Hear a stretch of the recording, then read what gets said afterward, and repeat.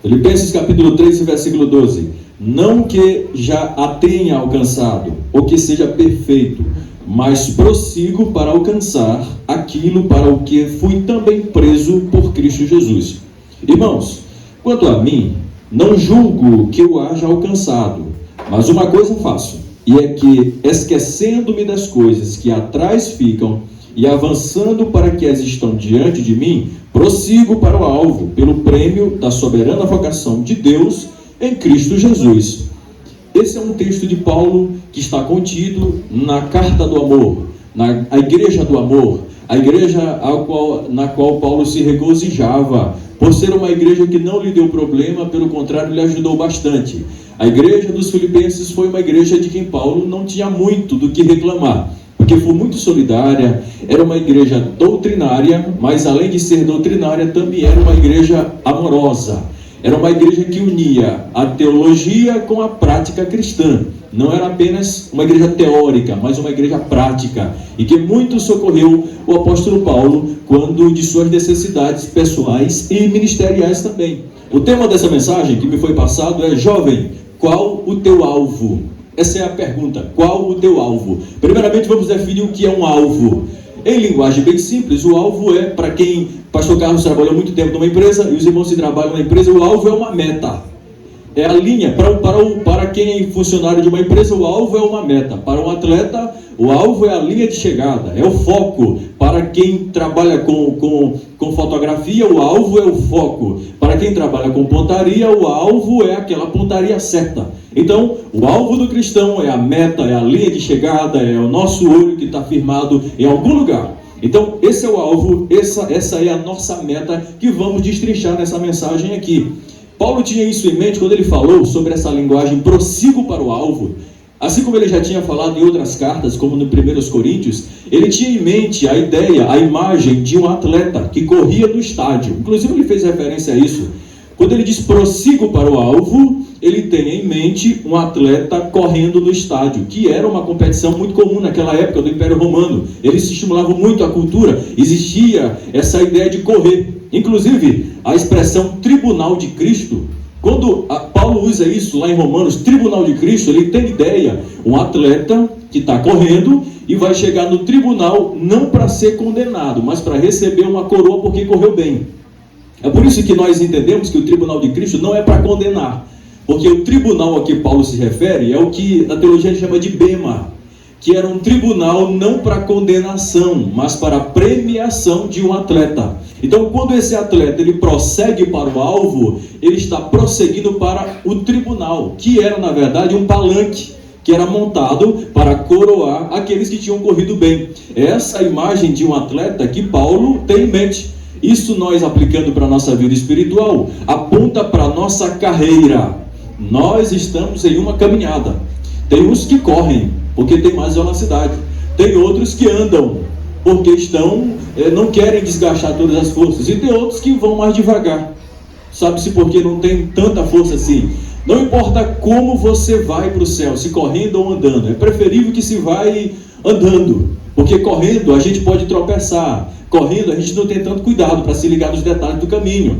Correndo a gente não aprecia melhor a natureza ao nosso redor. Andando é bem melhor, porque a gente tem mais cuidado, olha se tem um buraco ali, olha se tem uma pedra ali, consegue apreciar a maravilha que é caminhar com Deus e chega menos cansado. Mas não tem problema de correr, o importante é chegar lá. Correndo, andando, se arrastando, sendo arrastado, chegou lá no céu, está de bom tamanho. É isso que importa e é isso que estamos aqui fazendo nessa noite, caminhando, porque somos atletas de Cristo que estamos prosseguindo para uma meta, para a linha de chegada que não é aqui. A linha de chegada é do outro lado da vida e glória a Deus por isso. Já que estamos falando sobre alvos, jovem, qual é o teu alvo? O título da mensagem, qual é o teu alvo? Eu quero falar sobre alvos errados que nossos jovens, muitos jovens, têm perseguido para alcançar. Muitos têm andado por alvos errados. E eu vou, a partir do capítulo 3, apresentar alguns alvos errados, algumas metas erradas que alguns crentes da igreja de Filipenses estavam seguindo. A primeira meta é a autoconfiança. Capítulo 3, versículo 4, Paulo diz assim: ainda que também podia confiar na carne. Paulo diz assim: eu poderia muito bem confiar na carne. Ou seja, eu sou entendido, eu sei falar mais de 2 idiomas. Paulo dizendo: eu sei dialogar com filósofo. Paulo sabia. Pedro não tinha essa facilidade, mas Paulo tinha. Eu fui formado aos pés de Gamaliel, eu fui ao terceiro céu, eu não estive com os 12, mas recebi o ministério mais amplo que os 12. Paulo tinha muito do que se gloriar, porque o ministério dele foi muito mais expansivo do que o de Pedro, que era uma das peças-chave da igreja. Ele tinha motivos para se confiar em si mesmo, para se gloriar, essa autoconfiança. Mas ele diz que não, tudo isso ele joga no lixo. Tudo aquilo de cultura que ele aprendeu que podia o desviar de Cristo, ele considera como esterco. Essa é a linguagem que ele usa aqui. Ele perde muita coisa para não perder a Cristo.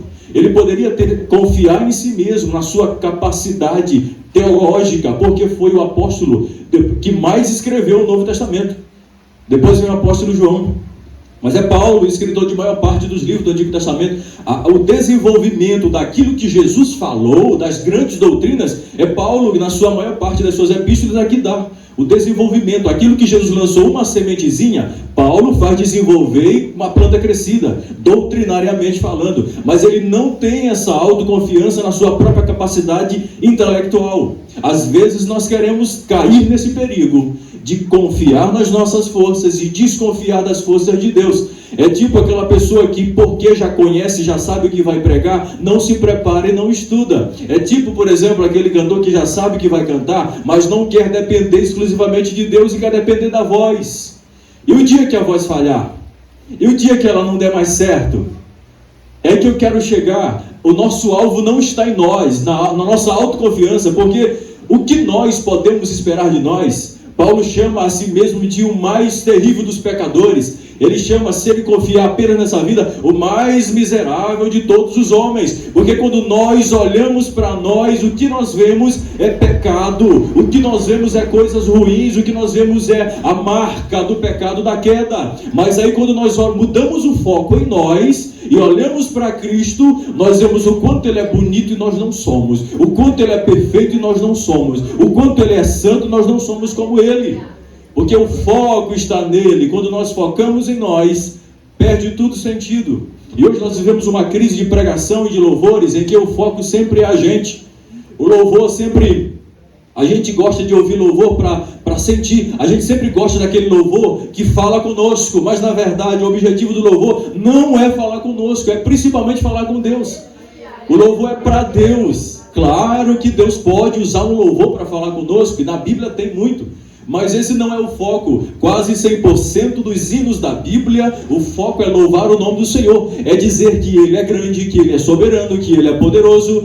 Mas hoje nós estamos muito focados em nós, nas pessoas que nos ouvem. Nós queremos muito que os louvores falem com as pessoas, quando a prioridade é que ele fale com Deus, é que ele glorifique o nome de Deus. É essa autoconfiança que fez Nabucodonosor cair do estado em que estava. É essa autoconfiança, que é um nomezinho bonito para orgulho, que fez Satanás ser o que ele é.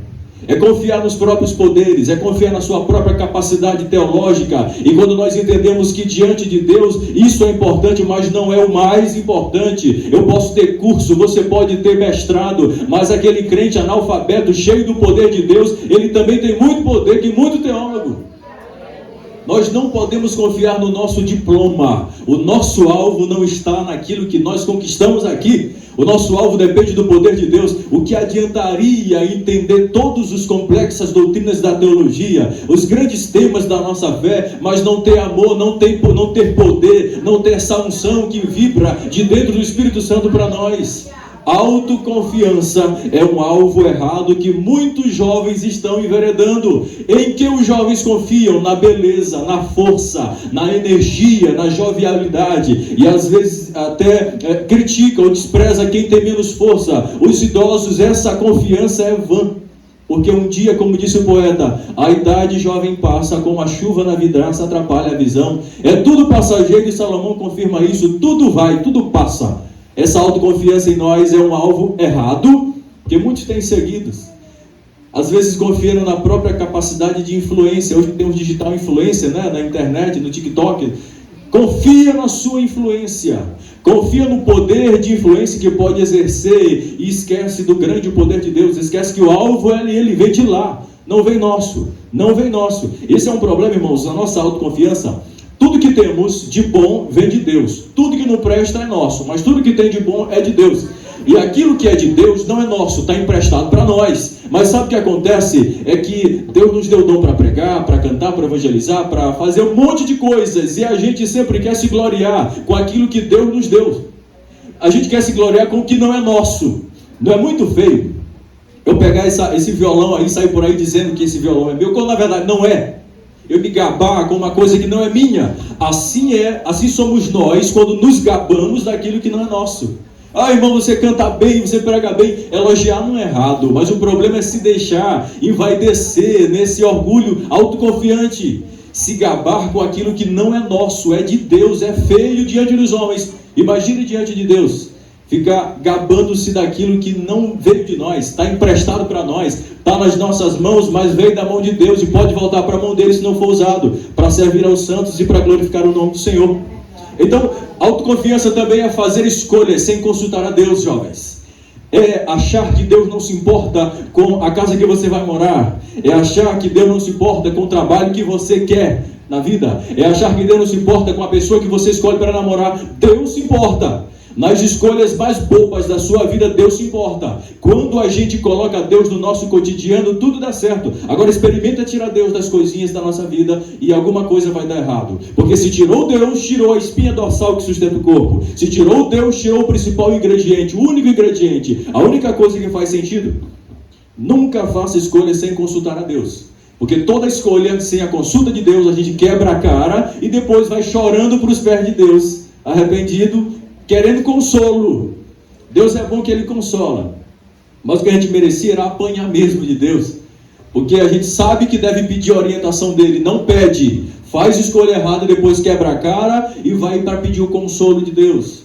Deus poderia muito bem dizer, eu te avisei, agora toma.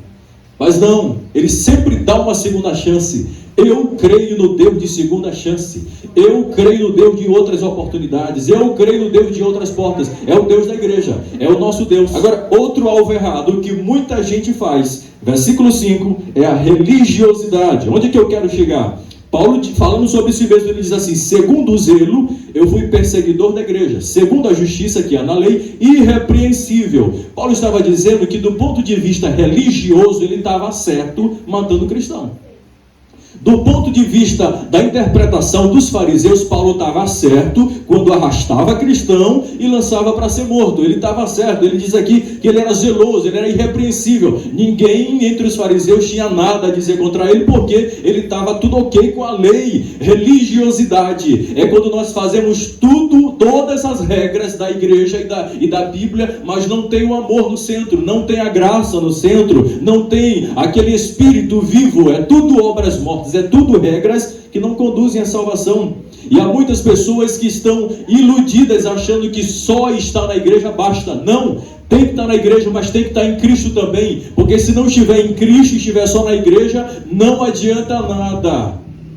Isso é muito forte, irmãos, porque às vezes nós nos contentamos em cumprir os rituais da nossa igreja. Ofertamos, damos o dízimo, participamos dos cultos e achamos que está tudo certo, que parou por aqui. Não para por aqui. Não para por aqui. Começa em casa e termina na igreja. A vida do crente, o testemunho do crente começa em casa e termina na igreja. O que passa disso é religiosidade, que é um alvo errado. Jairo era um homem religioso.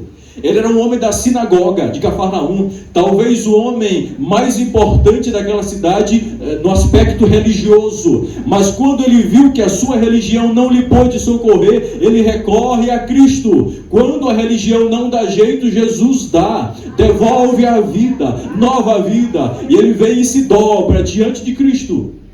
Ele estava dizendo, a minha religião, com todas aquelas regras, o farisaísmo, com todas aquelas regras, não pôde me socorrer quando eu mais precisava. Aí ele recorre a Jesus, que pode socorrer a quem tanto precisa. O que tem de pessoas aí fora que tem uma religião, Eles têm uma tradição religiosa que a obedecem à risca, mas não tem o Espírito da graça de Deus, não tem essa unção que a igreja tem, porque para ser salvo não basta ser religioso. A religião não resolve o problema da humanidade. A religião é uma tentativa de ligar o homem com Deus, e o único que liga com Deus não é a religião, é Jesus Cristo. O nome dele é Jesus Cristo. A religião é importante, sim, estou desqualificando, é importante porque ela une as pessoas, mas ela não pode unir a Deus. Só Jesus é quem pode unir a Deus. Agora, eu quero falar sobre outras coisas, outros focos errados, outros alvos errados. Versículo 19, Paulo diz assim: o fim deles, Paulo falando sobre o pessoal que gostava de perturbar os irmãos, que não queriam seguir os preceitos rituais da lei. Paulo diz sobre eles assim: o fim deles é a perdição, o Deus deles é o ventre, e a glória deles era para a confusão deles mesmos, que só pensam nas coisas terrenas. Olha onde estava o foco de alguns daquela igreja: coisas terrenas. Quando falamos de coisas terrenas, não estamos falando só de riqueza. A gente logo associa coisas terrenas, coisas materiais, bens materiais, a gente sempre associa com riqueza, com posses, com terreno, com casa, com automóvel. Coisas materiais é qualquer coisa que tira o foco da espiritualidade divina de Deus. Deus é espírito, e tudo aquilo que nos desvincula desse espírito que é Deus é coisa material. Às vezes ficamos presos assim. É por isso que Jesus disse que nós não devemos focar aqui, porque a nossa vida, ela não está aqui, ela se resume não aqui, mas a eternidade, ela está aqui só de passagem. Focar nas coisas materiais é desconsiderar o grande bem, os grandes bens espirituais conquistados por Cristo na cruz. Vamos citar alguns exemplos de bens espirituais em contraste com os bens materiais. Aqui nós temos o nosso nome escrito no cartório, é um bem material, ser registrado, nos dá cidadania. Não é riqueza, mas é um bem material, porque nos dá a qualidade de ser cidadão. Sem título, ou melhor, sem uma certidão de nascimento, nem é considerado cidadão, porque não pode participar de nenhuma das atividades em sociedade. Mas Cristo fez algo maior, escreveu o nosso nome no livro da vida, ou seja, Ele nos deu uma cidadania que faz o quê? Agora nós podemos participar do céu, nós podemos participar da cidade celestial, nós podemos participar das decisões do reino de Deus, nós fazemos parte desse evangelho. Deus nos inclui no seu plano salvador. Bendito seja o nome do Senhor.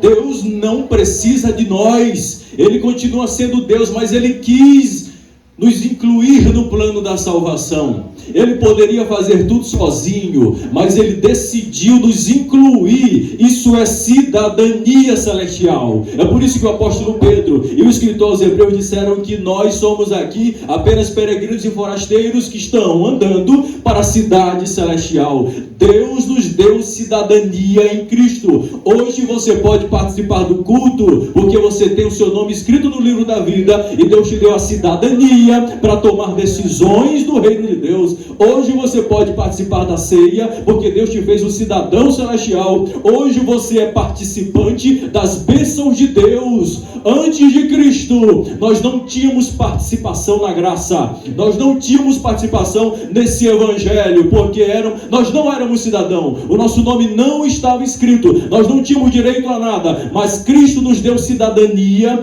Hoje participamos do reino de Deus, hoje trazemos pessoas para o reino de Deus. Vou melhorar mais, hoje nós somos embaixadores do reino de Deus. Paulo disse que somos embaixadores do reino de Deus, ou seja, nós não apenas participamos do reino, nós somos representantes do reino aqui nessa terra. Quando você ora por alguém, quando você oferta, quando você contribui, você está exercendo a sua cidadania espiritual. Bendito seja o nome do Senhor, que nos fez cidadãos do céu, escreveu o nosso nome. Vamos falar de outro bem espiritual, em contraste com os bens materiais. Todos aqui temos uma paternidade e uma maternidade. Ninguém nasceu do vento. Um pai e uma mãe geraram as nossas vidas. É um bem material, a paternidade, a maternidade, a filiação. Só que todos um dia vão morrer, os nossos pais vão morrer. Mas aí vem Jesus e apresenta um bem espiritual mais elevado. Ele nos torna agora filhos de Deus. É simples assim, filhos de Deus. filho de rei, filho do Criador do universo, que tem direito a promessas, que tem direito a essa graça que transborda do Espírito. Nós somos filhos de Deus e não podemos trocar a nossa paternidade que está lá no céu pelas coisas daqui, porque custou muito caro, custou o sangue de Jesus Cristo para nos fazer os seus filhos, para nos fazermos filhos de Deus. Todas as vezes que nós tiramos Deus do centro da nossa vida, nós estamos simplesmente valorizando as coisas materiais, não colocando o que é o espiritual no meio. As coisas materiais só têm sentido se as bênçãos espirituais estiverem no meio. Os bens materiais só fazem sentido se Deus, que é espiritual, estiver no meio. Se não estiver no meio, tudo perde o sentido, nada tem mais graça. Quando se tira Deus, se tira a vida que sustenta todas as coisas. Eu já falei dos alvos errados e quero falar agora sobre os alvos certos. O primeiro alvo certo a que Paulo se refere é a excelência do conhecimento de Cristo. Versículo 8. E na verdade, tenho também por perda todas as coisas por causa da excelência do conhecimento de Cristo. Ou seja, Paulo está colocando o conhecimento de Deus acima, mais importante de sobremaneira do que o conhecimento de qualquer coisa. E aqui eu quero me deter neste ponto para chamar a nossa atenção que conhecer a Deus é uma necessidade, mas também é uma possibilidade. Por que é possibilidade e necessidade? É possibilidade porque Deus possibilitou ser conhecido, Deus quis se revelar, Deus quis se mostrar, Deus se permitiu ser estudado, Deus se permitiu ser alcançado em Cristo Jesus e nós podemos conhecê-lo. E por que é uma necessidade? Porque lá em Oséias capítulo 6, a palavra diz que o povo perece por falta de conhecimento, não de geografia, não de matemática, nem de outras coisas, mas por não conhecer a Deus. Jovem, de repente você ficou triste porque uma porta se fechou, porque de repente aquilo que você achava que era o seu sonho se viu frustrado no chão, e você acha que vai morrer espiritualmente só porque Deus não te deu alguma bênção. Mas sabe o que essa palavra quer dizer? Você não vai perecer se Deus não te der algo, você vai perecer se você não conhecer quem é Deus. É o conhecimento de Deus que irradia a vida, é o conhecimento do Altíssimo que nos sustenta de pé. Milagres são consequências. Às vezes a gente chora, se lamenta porque Deus não deu aquilo que a gente tanto queria e acha que o mundo vai acabar, que vai morrer tudo, mas não, nós vamos morrer se não conhecermos a Deus.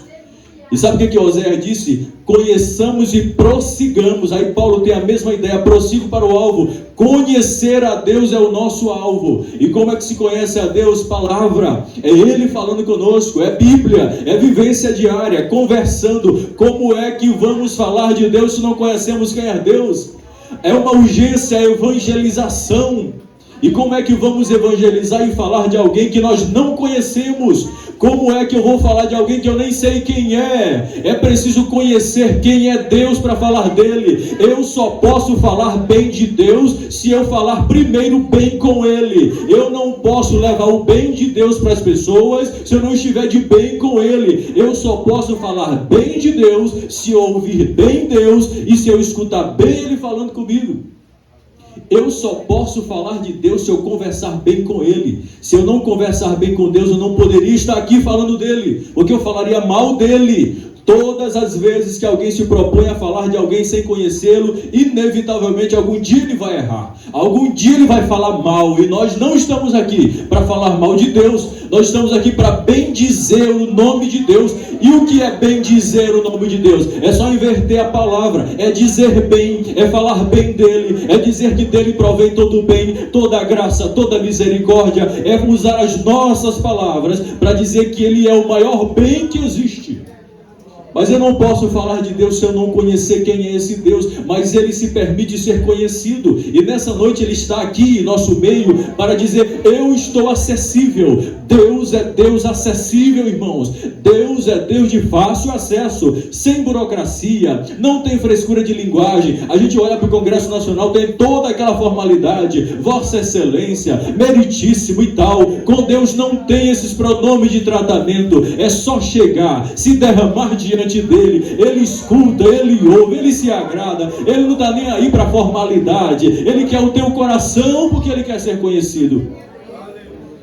Nós não podemos falar de quem nós não conhecemos, porque vamos falar mal. E Paulo disse que a excelência do conhecimento de Cristo é o alvo que ele prosseguia, que ele perseguia. Estamos nós perseguindo esse alvo de conhecer a Deus, prosseguindo e perseguindo em conhecer a Jesus Cristo que ele é?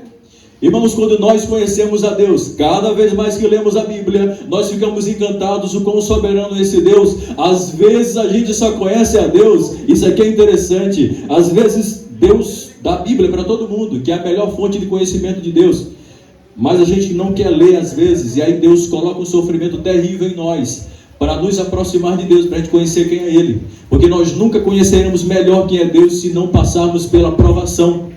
E de repente, se você não quer conhecer Deus pela Bíblia, você pode conhecê-lo pelo sofrimento.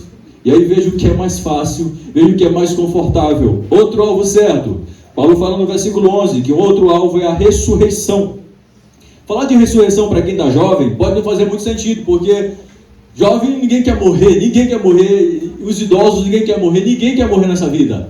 E ainda mais os jovens que têm uma perspectiva de viver mais muitos anos. Só que esse é um alvo do cristão. O crente, o jovem, a pessoa que não se liga na ressurreição do nosso corpo, no último dia, ele também está completamente materialista. Porque essa, depois do arrebatamento, aliás, ao lado do arrebatamento, é a grande promessa, é a ressurreição do nosso corpo, que será transformado em um corpo de glória parecido, igualzinho de Jesus Cristo. Aí a gente acha o nosso corpo bonito, tem pessoas que têm um corpo bonito, tem pessoas que reclamam do corpo que tem pessoas magrinhas, baixinhas, só que na ressurreição, o nosso corpo seguirá o padrão de beleza mais bonito do universo, que é o de Cristo. Diz a Bíblia que o nosso corpo será parecido com o de Jesus. Aí daremos a Deus as tristezas, as doenças, as imperfeições, as espinhas no rosto que incomodam os jovens. Daremos a Deus a tudo isso, porque o corpo de Cristo é perfeito e perfeito será o nosso corpo.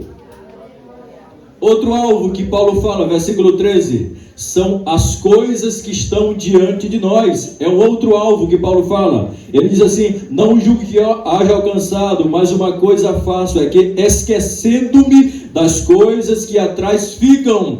Tem coisa ficando para trás. O nosso passado ficou para trás. O passado não é a nossa habitação, é apenas uma visita. A gente sempre volta até ele para tomar as nossas histórias, mas tem alguns passados que muito de nós não consegue esconder, não consegue, na verdade, esquecer. São pessoas que não se perdoam, são pessoas que guardam uma mágoa, não conseguem se libertar, são pessoas que foram traumatizadas em algum momento e não conseguem se desligar desse passado ruim. E Paulo disse: olha, eu esqueço o que ficou para trás, até porque o que ficou para trás ficou lá na cruz. Os nossos pecados agora, lá do passado, não tem mais influência sobre a nossa relação com Deus. De repente, jovem fica... Hoje, por exemplo, eu conversei com um jovem que ele não consegue se perdoar. Ele cometeu um pecado há um tempo atrás, mas o tempo todo a mente dele fica acusando que ele não é perdoado. É não se desligar do passado. Mas Jesus está dizendo: eu cravei o teu passado lá na cruz, eu cravei o teu passado lá na cruz, os teus pecados foram perdoados, eles não têm mais influência sobre a sua vida. Se desligue dele, porque o passado é apenas para a nossa memória. Passado é apenas para a visita, não para moradia. E há pessoas que estão presas no passado. Aprendam isso: o passado ficou para visitação, agora a sombra do Altíssimo ficou para descansar e morar lá. Mas há pessoas que fazem diferente. O salmista disse: o justo, ele descansa à sombra do Onipotente. Há pessoas assim, que só querem refrescar na sombra do Onipotente, mas quando se refresca, sai de lá. Não, a sombra do Onipotente é para a nossa habitação. O passado não é, mas a sombra do Onipotente é, porque lá a gente tem o consolo que a gente precisa.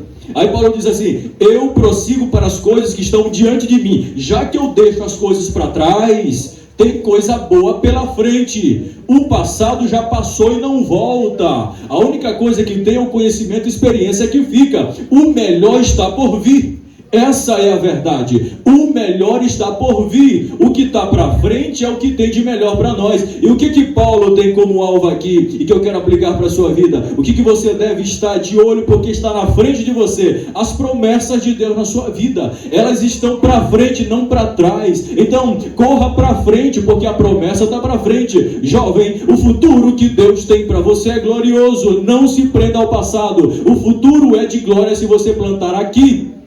Se você plantar aqui, será um futuro de glória. Paulo disse: esqueço as coisas que ficam para trás e prossigo para as que estão diante de mim. O que está diante de você hoje? Salomão diz assim: tudo que tiver na tua mão para fazer, faz. O que está diante de nós hoje? As almas perdidas estão diante de nós. Não é só promessa, não é só bênção que estão diante de nós. Diante de nós tem pessoas problemáticas precisando de uma solução. E essas pessoas são as almas que estão perdidas. Nosso foco também é elas, estar diante delas, levar a mensagem. E aqui precisamos correr para levar a mensagem do Evangelho. Precisamos correr, porque há pessoas morrendo. O que está diante de nós? Encarcerados. O que está diante de nós? Drogados. O que está diante de nós? Os campos brancos. Os campos estão brancos diante de nós, disse Jesus. Os campos estão brancos. A coisa está preta, mas Jesus diz assim: os campos estão brancos. E às vezes a gente, no nosso negativismo, a gente só diz: a coisa está preta, está tudo dando errado. Mas Jesus está dizendo: os campos estão brancos. O campo não está preto, não. Os campos estão brancos para serem colhidos. Colher as almas que Jesus já ganhou. Que Jesus já ganhou com o seu próprio sangue. As coisas que estão diante de você são as almas, são as promessas. É o futuro projetado por Jesus. Aí Paulo vai para o segundo foco aqui, que é o quê? Prosseguir, ir adiante agora, ir para frente, nunca voltar para trás. Prossigo para o alvo. Aqui fala de caminhada. Agora, aí Paulo usa 3 verbos importantes aqui. Ele usa as palavras-chave: esquecer, avançar, prosseguir. Esquecer, avançar, prosseguir. Repita comigo: esquecer, avançar, prosseguir. Esquecendo-me das coisas que ficaram para trás, avanço, prossigo para o prêmio da soberana vocação. Esses são os verbos que devem fundamentar a caminhada de todo jovem. Esquecer o que ficou para trás, não sei o que você fez no passado. Deus não se importa mais se você já pediu perdão. Agora, prossiga para frente, corra, ande, vá para frente de alguma forma. É preciso se movimentar, porque a caminhada só é caminhada porque é movimento. E o Espírito Santo é o espírito de movimentação, não de bagunça, mas de movimentação, porque Ele é o nosso combustível que nos impulsiona na caminhada todos os dias. É por isso que nós não podemos parar a caminhada. A ordem de Deus nessa noite é: prossiga, vai adiante, vai à frente, não volte para trás, não retroceda. Se você se cansou da caminhada, descansa, mas não para. É só descansar, mas não pode parar. Jovem, pecou uma vez, pecou 2 vezes, não se afaste do Senhor, não desista do Senhor só porque você pecou. Confesse, deixe que você alcançará a misericórdia, mas é preciso prosseguir, de repente correr. E como é que as pessoas correm? As pessoas correm de diversas maneiras. Lá em Provérbios, na lista de pecados que Deus odeia, o 5º pecado, Salomão disse que são os pés que se apressam para correr para o mal. Pois é, tem aqueles que correm para o mal, mas também tem aqueles que correm como foi aquela pessoa que correu para dar vinagre para Jesus. Aos que correm para dar vinagre para os outros. A nossa caminhada não é correr para dar vinagre para os outros. Nós estamos correndo para dar água da vida para as pessoas. Não é para dar vinagre, não é para azedar a vida de ninguém. Aquela pessoa pegou uma esponja e bebeu em vinagre e deu para Jesus beber no auge do seu sofrimento. Ele quis piorar o sofrimento. Nós não fomos chamados para piorar o sofrimento de ninguém. Nós não fomos chamados para correr e dar vinagre para as pessoas. Não! Deixe para quem faça isso. A igreja foi chamada para dar a água da vida, que é Jesus Cristo, para oferecer essa água que mata toda a sede. Não é a água que prejudica, não é a água azeda do vinagre, mas é a água que dá vida, que jorra a vida e que compartilha a vida. Aos que correm para o mal, aos que correm para dar vinagre. Porém, tem aqueles que correm como Filipe. Lá em Atos capítulo 8, Filipe, quando ele vê aquele eunuco lendo as escrituras, o Espírito Santo fala para ele, vai onde ele. Diz o texto literalmente que Filipe não foi andando, correu Filipe para perto daquele homem.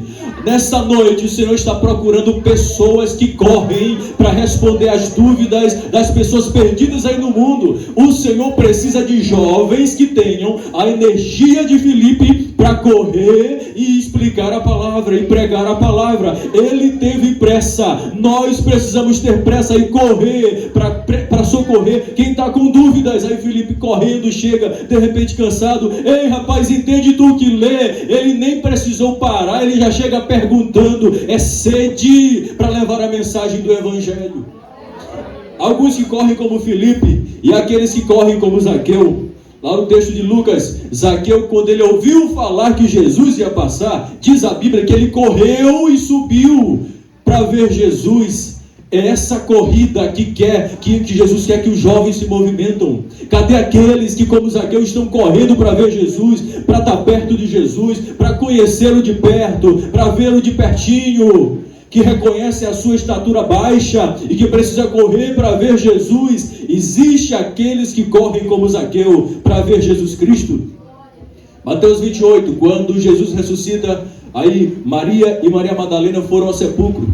Quando elas viram que Jesus tinha ressuscitado, diz o texto que elas saíram correndo, não assustadas, mas felizes. Elas saíram correndo para dizer, Jesus vive, Jesus ressuscitou, Ele está vivo, a morte não pôde detê-lo, o inferno não o detém, Ele tem todas as chaves, que abre todas as portas. Aquelas mulheres correram felizes para dar uma boa notícia. Esses são os pés dos jovens que correm para levar a boa nova do Evangelho. Esses são os pés que Isaías chama de formosos, são os pés dos que correm para levar a boa notícia. E que notícia é? Jesus ressuscitou, então a morte perdeu, ela não tem mais domínio. Cristo é quem domina, Cristo é quem manda no pedaço, a Ele seja glória para sempre. Os que correm como Maria e Maria Madalena, e aqueles que correm como o pai do filho pródigo. Diz o texto da Bíblia, quando ele avista o seu filho de longe, ele nem espera o filho chegar. O texto diz literalmente que ele corre para receber. São os pés dos jovens que prosseguem correndo para receber aqueles que erraram e que querem perdão. Não são aqueles que jogam pedra no que caiu, mas aqueles que correm para abraçar quem estava caído. Aí o pai diz assim, o meu filho que estava morto, mas reviveu. Aí ele corre para abraçar um sujeito que não estava cheiroso, de repente cabeludo, com a roupa rasgada, sem dinheiro, sem prestígio, mas lá vai ele correr, e diz o texto que ele abraçou e o beijou. É a atitude da igreja, correr e prosseguir para as almas que estão perdidas. E por fim aos que correm como Paulo, completei a carreira, guardei a fé. Ele completa a carreira guardando a fé. Completa a carreira guardando a fé. Ou seja, a fé é um depósito. A fé é uma substância que é guardada no coração de Paulo. Aí na carreira ele fala como atleta, mas como guardador da fé ele fala como dispenseiro. Essa carreira é a carreira que a igreja corre nessa noite. A carreira que começou. Quando que começou? Quando que começamos nessa carreira cristã? No momento que nos decidimos para Jesus. A partir dali começamos a correr. Mas jovens, eu quero vos desafiar nessa noite. Tem muitas pessoas que estão sendo carregadas nessa carreira, cansando outras pessoas. Não precisa ter 18 anos para você decidir correr em direção a Cristo. É preciso sair das costas de quem está carregando você e você mesmo tomar a decisão e prosseguir para Cristo.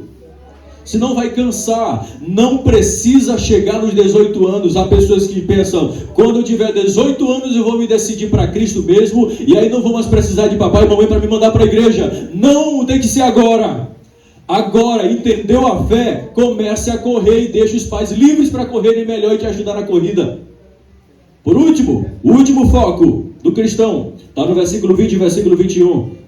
Paulo diz assim, aliás, capítulo 3, versículos 20 e versículo 21, ele diz da seguinte maneira, a nossa cidade está nos céus, de onde também esperamos O Senhor Jesus Cristo, nosso Salvador, que transformará o nosso corpo abatido para ser conforme o seu corpo glorioso, segundo o seu eficaz poder de sujeitar também assim todas as coisas. Sabe o que Paulo está dizendo? O nosso foco não está na nossa cidade. Aqui está na nossa cidade, dali. Os nossos olhos agora não estão mais voltados para cá, mas para ali. Os olhos dos discípulos um dia estiveram voltados para a terra, para a tumba, mas da tumba não vem mais nada. Jesus não volta, não virá. Jesus não ressurgirá mais da tumba. Não, é por isso que nossos olhos não estão mais fixos na tumba, na terra. Os nossos olhos estão fixos no céu, porque é de lá que vem o nosso Senhor. Ele não surgirá mais da terra, ele surgirá do céu com poder e glória para arrebatar a sua igreja. A nossa cidade está lá. Nessa cidade tem ruas, nessa cidade tem um governante, nessa cidade tem cidadãos que foram comprados com o seu sangue precioso lá da cruz, e é para essa cidade que é o nosso alvo. Eu não sei, jovem, o que você tem focado aqui nessa terra. As coisas daqui têm desfocado a visão celestial. As redes sociais, os TikToks da vida, o YouTube da vida tiram o nosso foco, mas Deus te trouxe aqui para te chamar para o foco, para te chamar para a meta, para te dizer que a linha de chegada não é onde você está indo, mas é ali, é o céu, é lá a nossa meta,